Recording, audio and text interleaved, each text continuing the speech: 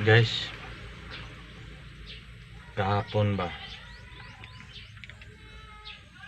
pumunta ako sa kapatid na babae kasi may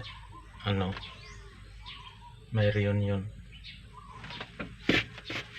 Pupunta kami sa reunion, makisabay lang ako sa kanila kasi may sasakyan sila. Tapos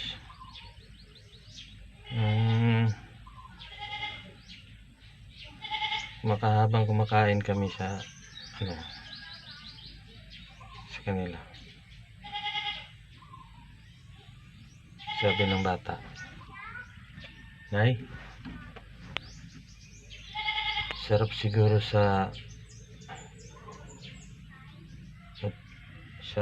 Big Eat, Nay, kasi malalaki sigurong misa doon." Sabi ng nanay, sabi ng kapatid ko, "Nak, walang misa doon na malaki." Sabi ng bata, "Bakit po, Nay? Saan sila kakain?" Sabi naman ng nanay,